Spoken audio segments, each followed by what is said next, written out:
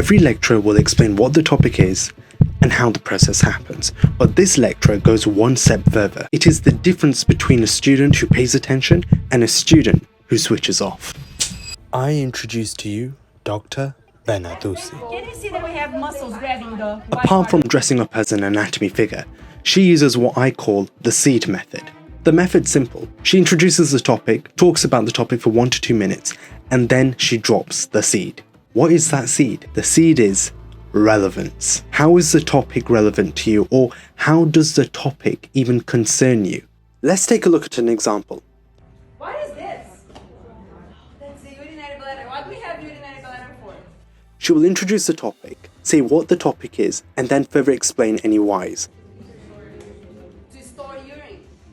And this is the uterus. Can you see that the uterus is superior to the urinary bladder? And inside the uterus you have baby development. And then she does this. Do you understand why pregnant females, they go to the bathroom every 5 minutes?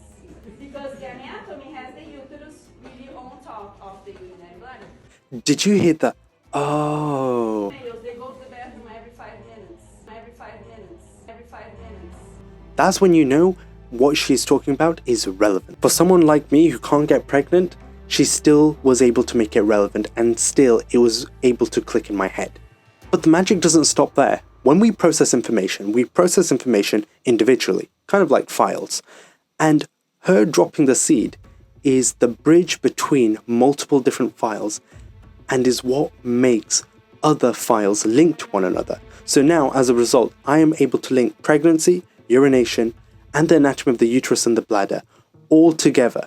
I wasn't able to do that if she didn't drop that seed. And as a result, I don't have to spend so many hours trying to memorize all this content.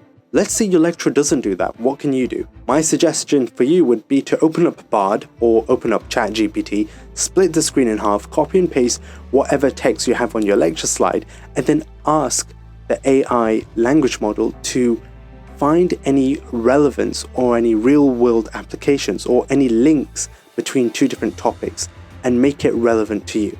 And watch.